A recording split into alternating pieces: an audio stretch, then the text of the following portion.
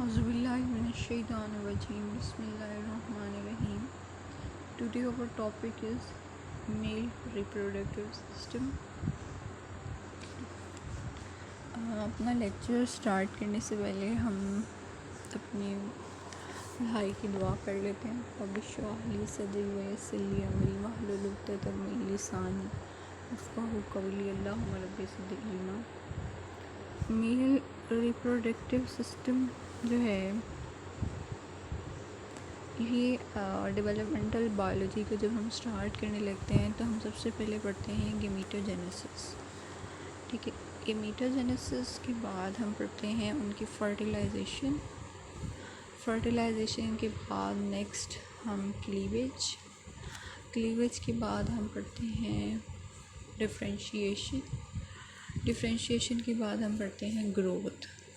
फिर जाके developmental process का जो चैप्टर है ये कंप्लीट होता है। It is a broad chapter. तो हम स्टार्ट लेते हैं इसको मेल रिप्रोडक्टिव सिस्टम से। गेमेटोजेनेसिस इन मेल यानी गेमीट इन मेल, फिर फीमेल। सबसे पहले ये हमारे पास ऑर्गन्स कंसिस्ट करता है। ये फर्टिलाइज़ करता है एग को। ठीक है, सबसे पहले अगर आप देखें इसमें टेस्टीज़ आते हैं। टेस्टीज़ जो होते हैं ये मेल रिप्रोडक्टिव ऑर्गन होते हैं। अगर सबसे पहले इसको इम्पॉर्टेंट जो MCQs यहाँ टेस्टी से होता है वो प्राइमरी सेक्स ऑर्गन जो है मेल में वो क्या है, नॉट पीनस नहीं होता, टेस्टीज होता है। ठीक है, ये ही बेसिकली हमारे पास स्पर्म और मेल सेक्स हार्मोन्स टेस्टोस्टेरोन की प्रोडक्शन के लिए यूज़ होता है। एपिडिडमस होती है। सबसे पहले सेमिनिफेरस ट्यूब्यूल्स इन टेस्टिस के अंदर स्पर्म प्रोड्यूस होते हैं। सर्टोली सेल्स उन्हें न्यूट्रिएंट्स प्रोवाइड करते हैं। उसके बाद वो रेटी टेस्टिस के पास मैच्योरेशन के लिए जाते हैं। वहाँ से वो इफरेंट डक्ट्यूल से एपिडिडमस से vas deferens. This one is a vas deferens. ठीक है, वॉस डेफरेंस के बाद इजैकुलेटरी डक्ट। यहाँ तक बेसिकली एसेसरी जो हमारे पास डक्ट्स हैं वो कंप्लीट होती हैं यहाँ तक। ठीक है, तो seminal vesicle, prostate gland and bulbo urethral gland basically ये एसेसरी ग्लैंड्स हैं जो अपनी सिक्रीशंस को स्पर्म की प्रोडक्शन में ऐड करते हैं। ठीक है, सेमिनल वेसिकल आपने याद रखना है 2 होते हैं। प्रोस्टेट 1 होता है और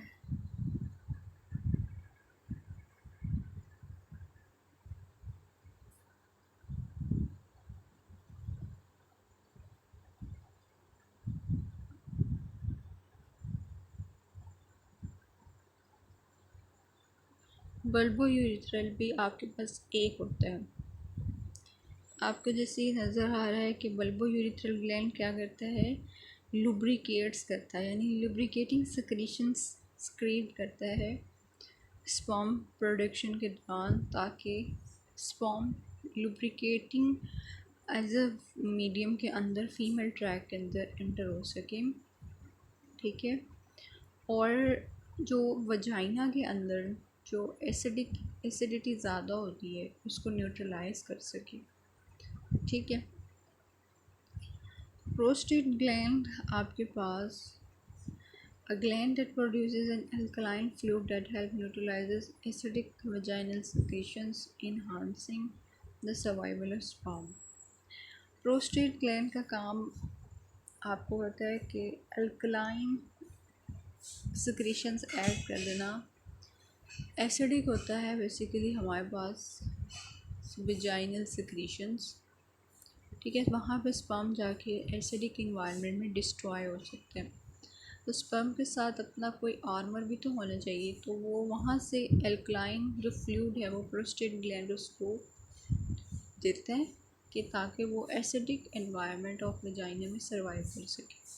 क्योंकि बल्बोयूरेथ्रल ग्लैंड क्या करता था, ये लुब्रिकेट्स करता था, लुब्रिकेटिंग मटीरियल, ठीक है, ये न्यूट्रलाइज करता है। दिस इज़ द बेसिक की difference. Seminal vesicle seminal fluid release करता है जो nourish and help transport sperm, ठीक है, नॉरिश करते हैं और ट्रांसपोर्ट करते हैं स्पर्म की। यूरिथ्रा वो ट्यूब है जहाँ से यूरिन और सीमन बॉडी के बाहर जाते हैं और इन दोनों की इंडिपेंडेंट ओपनिंग्स होती हैं। Penis female copulatory organ penis है, ठीक है, और it contains blood vessels that fill and cause erection during sexual arousal. Scrotum वो पाउच है जिसके अंदर टेस्टिस जो हैं वो प्रेजेंट होते हैं, ठीक है। The production involves the production of sperm in the testes, maturation and epididymis.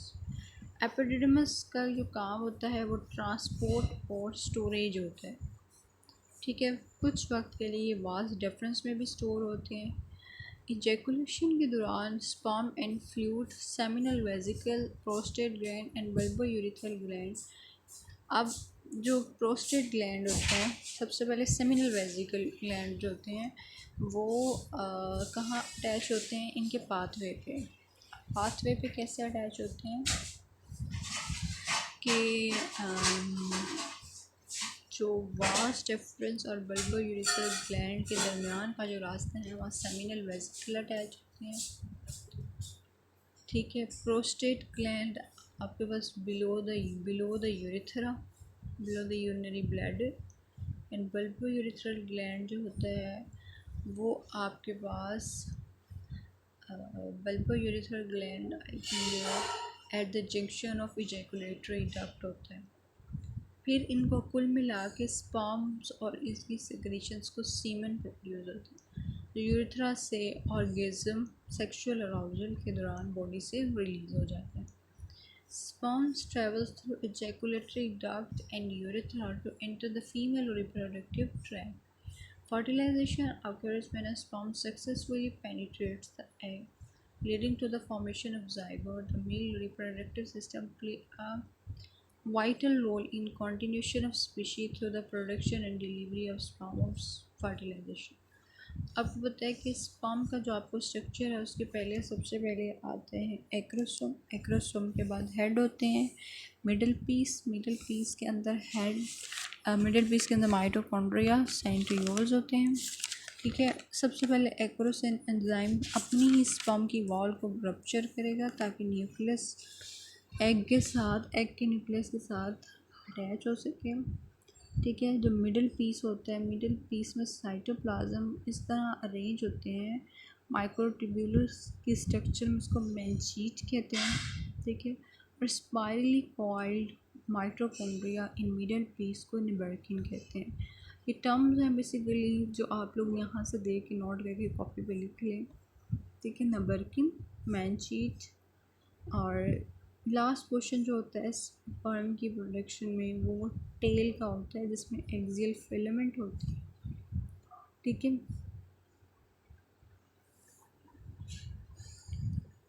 और इसके बाद हेलोरोनिडेज एंजाइम होता है जो एग की वॉल को रप्चर करता है। एक्रोसिन अपने ही स्पर्म के हेड को रप्चर करेगा, ठीक है।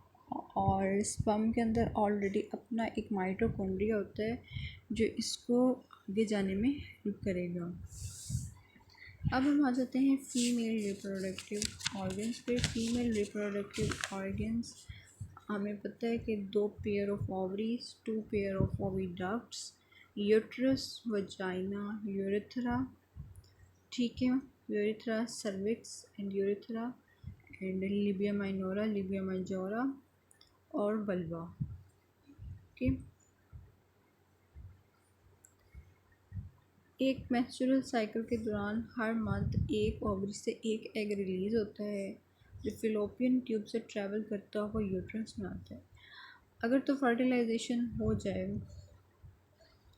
अगर फर्टिलाइजेशन हो जाए तो वो यूट्राइन लाइनिंग के साथ मेंस्ट्रुअल साइकिल में फ्लो नहीं करता और इम्प्लांट हो जाता है as a zygote in endometrium.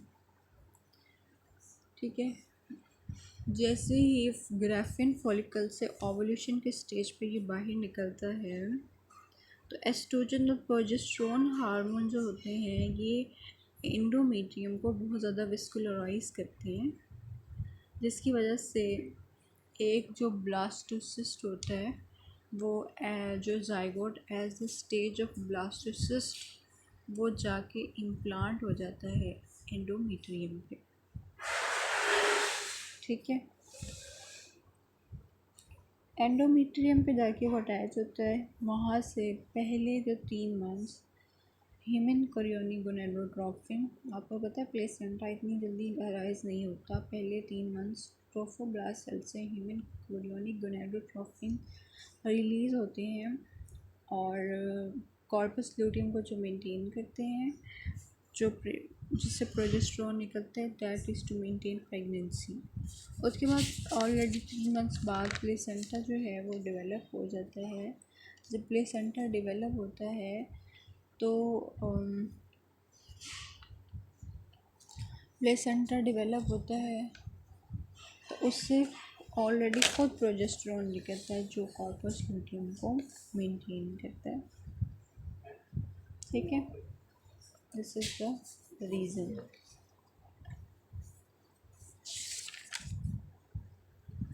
और इसके अलावा मेंस्ट्रुअल साइकिल है कि इसके अलावा एक और बात सुनिए, फीमेल के अंदर जो एक होता है एस्ट्रस साइकिल, ठीक है, एक होता है menstrual cycle. Oestrus cycle non females mammal में होता है, जबकि मेंस्ट्रुअल साइकिल मेल्स फीमेल में होता है। ठीक है, एस्ट्रस साइकिल्स के लिए स्टिमुलस होना ज़रूरी है जिसको हम हीट कहते हैं। ठीक है, which is said to be at mating. Oestrus के लिए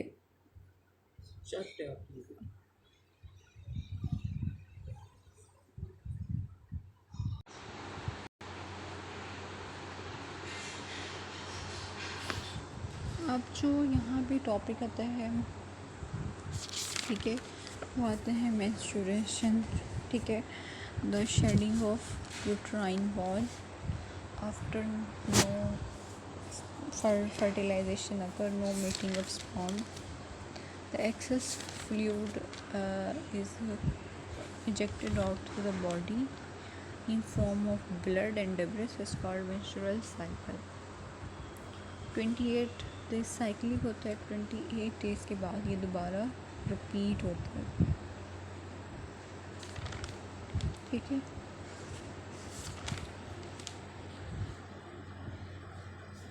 वन टू 5 डेज़ में मेंस्ट्रुअल फेज़ होती है। इसमें FSH और LH का लेवल बहुत ज़्यादा होता है ताकि फॉलिकल्स के अंदर प्राइमरी ओवरसाइट की प्रोडक्शन हो सके। फॉलिकुलर फेज़ के अंदर प्राइमरी ओवरसाइट्स प्राइमरी फॉलिकल से सेकेंडरी फॉलिकल्स बनते हैं और टर्शरी और ग्राफियन फॉलिकल्स बनते हैं। At the stage of Graafian follicles 14 days के अंदर ग्राफियन फॉलिकल से एस्ट्रोजन रिलीज़ होता है जो LH के सर्च को बढ़ाता है। जब LH का सर्च बढ़ता है तो 14 डेज़ के अंदर ओव्यूलेशन हो जाती है और एग जो है मूव करता हुआ फिलोपियन ट्यूब में आ जाता है।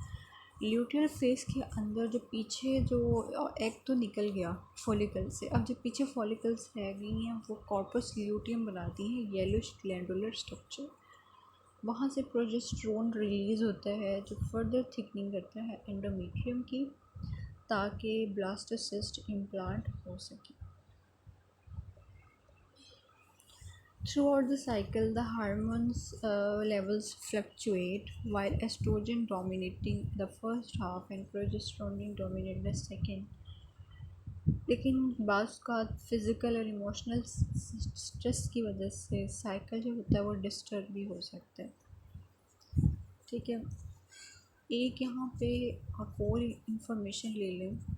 जो फर्टिलाइजेशन हो जाती है तो कैपेसिटेशन रिएक्शन होते हैं जब स्पर्म इन फीमेल ट्रैक के अंदर जाता है। कैसे स्पर्म में इतनी ताकत नहीं होती तो वो मूव करता हो फीमेल की एसिडिक ट्रैक के अंदर मूव करे। तो फीमेल ट्रैक के अंदर lipoprotein, sterol binding albumin, polysaccharide and other proteolytic enzymes present होते हैं जो स्पर्म को मूव करते हैं कि टूवर्ड्स द एग वो अपना पाथवे को आसान करे। इसको हम कैपेसिटेशन रिएक्शन कहते हैं। एक्रोसोमल रिएक्शन में ये होता है कि एक्रोसिन एक एंजाइम होता है जो हेड को एक्रोसोम को ब्रेक करता है। उसके बाद हेलोरोनिडेज एक एंजाइम होता है जो एग के जोना पेलोसिडा को ब्रेक करता है ताकि जब उनकी मेम्ब्रेन्स टूटेंगी तो न्यूक्लियस फ्यूज होंगे आपस में। ठीक है, जैसे ही स्पर्म की मेम्ब्रेन के अंदर एंजाइम्स जो रिलीज़ होना शुरू होते हैं तो एनेसिटोल ट्राइफॉस्फेट IP3 कैल्शियम का रिलीज़ करा देते हैं स्पर्म के अंदर। ठीक है, जिसकी वजह से स्पर्म में एनर्जी आ जाती है and they are able to move. कुछ जैसे वाटर में रहने वाले एनिमल्स होते हैं उनमें एक केमिकल्स होते हैं, जैसे ही वो केमिकल्स आके स्पर्म की वॉल को अटैच करते हैं कैल्शियम चैनल्स ओपन हो जाते हैं स्पर्म में, डाइनिन और ATP की अमाउंट ज़्यादा हो जाती है और GTP से साइक्लिक GMP की तादाद बढ़ जाती है। ये सारा प्रोसेस इसलिए हो रहा है कि स्पर्म को ज़्यादा से ज़्यादा मूव करवाया जा सके। ठीक है, this is the basic knowledge which you have must to know. पहले बेटालाइन मेम्ब्रेन को भी ब्रेक करने के लिए बाइंडिन और ZB3 रिसेप्टर्स होते हैं जो आगे फर्दर बेटालाइन मेम्ब्रेन को भी क्रॉस करते हैं। अब ब्लॉक टू पॉलीस्पर्मी होता है कि एक ही जगह स्पर्म एक ही एग को फर्टिलाइज़ करेगा, बाकी स्पर्म जो है वो उस एग तक नहीं पहुंच सकेंगे। इसको ब्लॉक टू पॉलीस्पर्मी कहते हैं। एक फास्ट ब्लॉक होता है और एक स्लो ब्लॉक होता है। ठीक है, फास्ट ब्लॉक में क्या होता है, जैसे ही एग स्पर्म आके एग की वॉल को अटैक करता है तो इसमें फ़ौरन एक्टिव मेम्ब्रेन पोटेंशियल चलता है, सोडियम का इंटेक होता है अंदर और जो पोटेंशियल होता है बाहर पॉजिटिव से अंदर नेगेटिव होना स्टार्ट हो जाता है। ठीक है, अंदर नेगेटिव पोटेंशियल होता है ना रेस्टिंग मेम्ब्रेन पोटेंशियल पर, बाहर पॉजिटिव होता है, तो अंदर -70 से +20 में पोटेंशियल चला जाता है, जिसकी वजह से जो एग की जो वॉल होती है वो unable to receive another sperm. And slow block में हम कहते हैं कि जैसे ही स्पर्म आके वॉल को अटैक करेगा एग की तो फॉस्फोलाइपेज एंजाइम्स होते हैं टायरोकाइनेज उसके साथ बाइंड करते हैं एग की मेम्ब्रेन के पास, तो ये एग के साइटोप्लाज्म में डैग और IP3 को स्टिमुलेट करते हैं जो कैल्शियम का रिलीज़ करवाते हैं एंडोप्लाज्मिक रेटिकुलम से। ठीक है, जो कैल्शियम को रिलीज़ कराएंगे ताकि स्पर्म एग के अंदर एग की ग्रोथ हो सके, एग की साइज़ बड़ा हो सके और वो फर्टिलाइजेशन कोट बना सके। बाहर हाइड्रोजन जो है वो बाहर जाना शुरू हो जाएंगे और सोडियम जो है वो अंदर आना शुरू हो जाएंगे।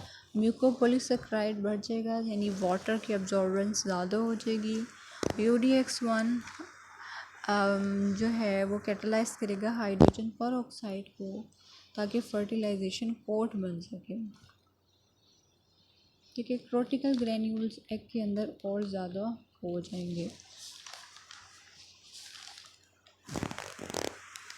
बर्थ पे आ जाएं, एक और भी बात सुन लें जो आपके लिए एसेंशियल हो। ठीक है, बर्थ में हम कहते हैं कि आई थिंक एक टॉपिक यहाँ पे मिस है, इम्प्लांटेशन।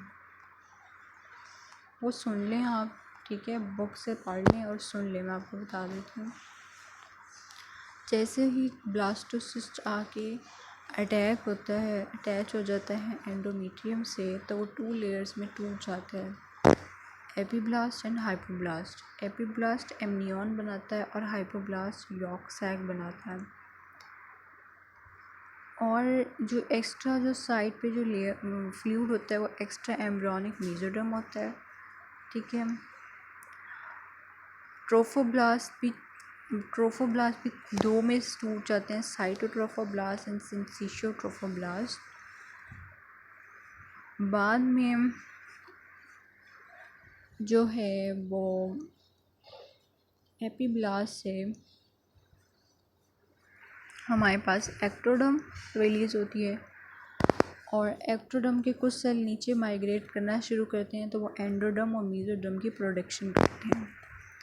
यॉर्क सैक का कुछ हिस्सा एक्स्ट्रा एम्ब्रियोनिक मेसोडर्म में जाके अटैच होता है, तो वो एम्बेलिकल कॉर्ड बनाता है।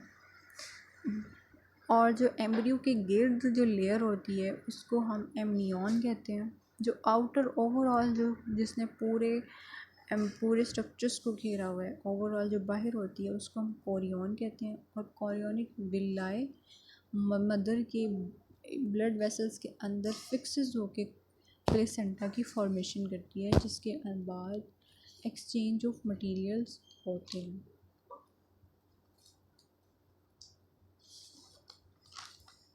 ठीक है।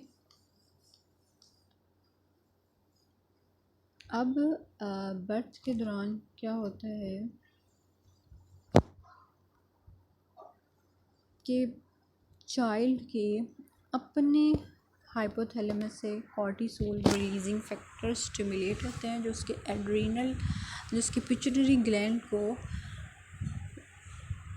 एड्रीनोकॉर्टिकोट्रॉफिक हार्मोन जो है वो रिलीज़ करते हैं, जो फीटस के जाके एड्रीनल ग्लैंड पे एक्ट करता है, वहाँ से ग्लूकोकॉर्टिकॉइड की प्रोडक्शन करवाता है।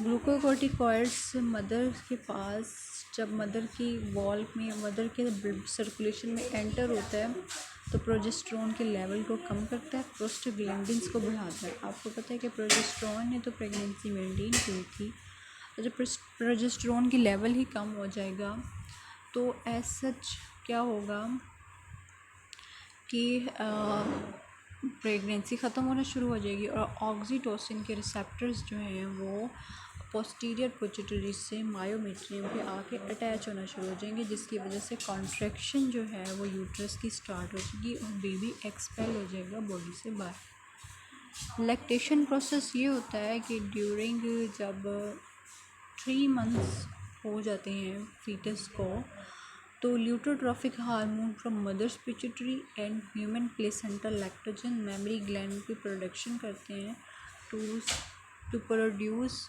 Milk production from mammary glands. Colostrum जो होता है ये फर्स्ट मिल्क होता है, और it is rich in IgA and it contains very large amount of antibodies and it is very essential for foetus. तो 2-3 के बाद जो क्लोस्ट्रम के बाद जो प्रोडक्शन होती है वो मिल्क की होती है, ठीक है। क्लोस्ट्रम इज़, मैंने आपको बताया, वेरी एसेंशियल। ब्रेस्ट जो होती हैं वो इनका साइज़ आम साइज़ से बड़ा हो जाता है, क्योंकि वो इंगोर्ज हो जाती हैं ब्लड पे।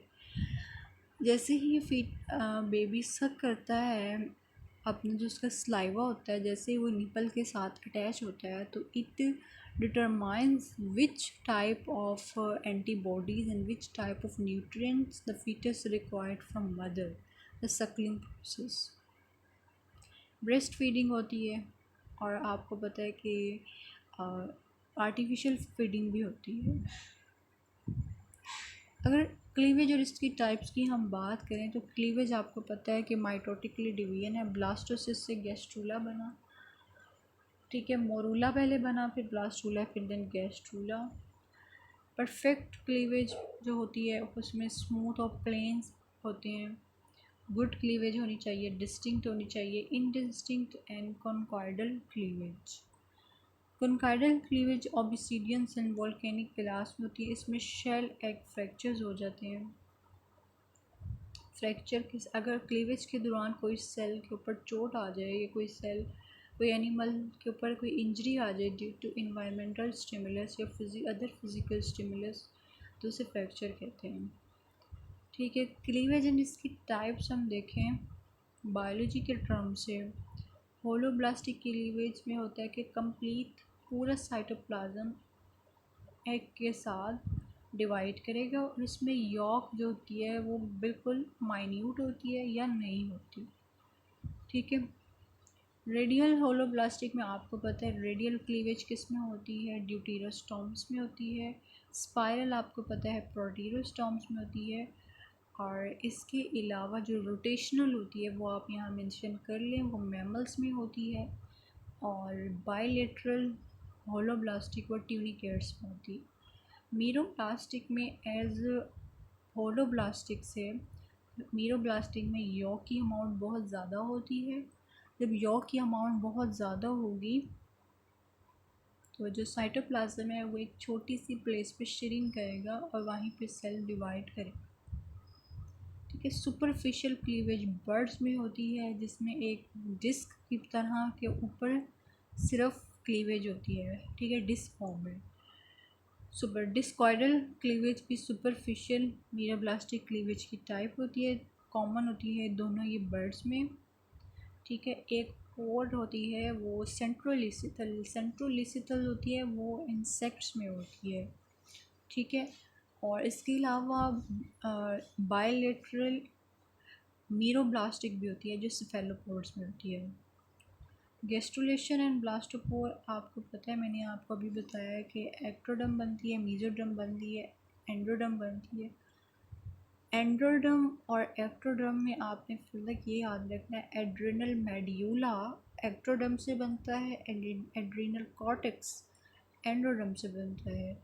एपिडर्मिस ऑफ स्किन एक्टोडर्म से बनती है जबकि डर्मिस ऑफ स्किन मेसोडर्म से बनती है और नोटोकॉर्ड भी मेसोडर्म से बनता है। ठीक है,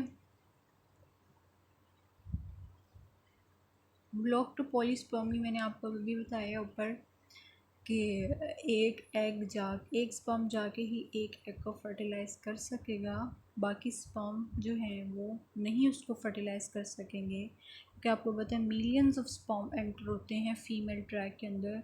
सिर्फ उन मिलियंस में सिर्फ एक ही स्पर्म जाके फर्टिलाइज़ करता है उस एग को, बाकी ब्लॉक हो जाते हैं।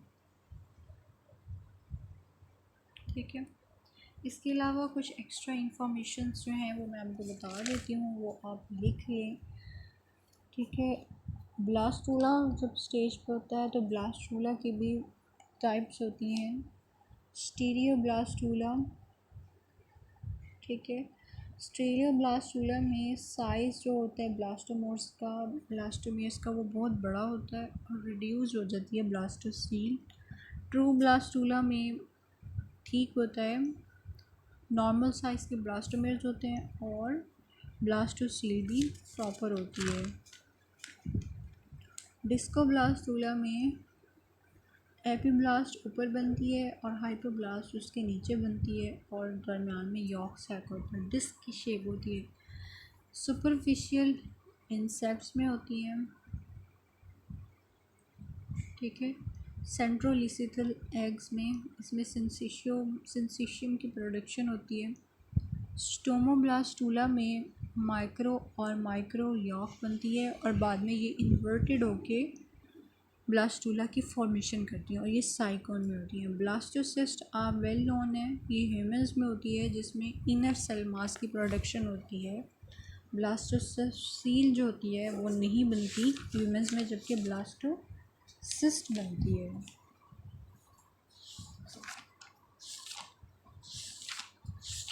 इसके अलावा आई थिंक सारा टॉपिक हो गया है, कुछ रह नहीं गया।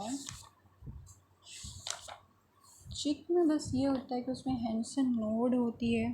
ठीक है, बाकी सारा ह्यूमन की तरह ही होता है, सिर्फ उसमें हेंसन नोड होती है जो जाके बाद में नोटोकॉट की प्रोडक्शन करती है, ठीक है। उसमें भी कोरियन एमनियन बनते हैं और एज सच सेम ही प्रोसेस होता है ह्यूमंस की तरह, लेकिन उसमें एग शेल रिलीज़ होता है बॉडी से, उनके यूट्रस से, ठीक है। और ओविडक्ट से उनके पास एल्ब्यूमिन उनका रिलीज़ होता है, ओविडक्ट से एग शेल रिलीज़ होता है यूट्रस से, और एज अ वो हम उन्हें कहते हैं कि वो ओवी पैरस हैं, जबकि ह्यूमंस जो हैं वो वीवी पैरस हैं। इसके अलावा बहुत सारे होते हैं जो ओवी वीवी पैरस होते हैं, जैसे कि duck bill platypus and spiny anteater, जिनके अंदर फर्टिलाइजेशन भी इंटरनल होती है, इम्प्लांटेशन और डेवलपमेंट भी इंटरनल होती है बट इन आ एग, और जब वो अपनी बॉडी से बाहर रिलीज़ करते हैं in the form of egg को रिलीज़ करते हैं, ठीक है।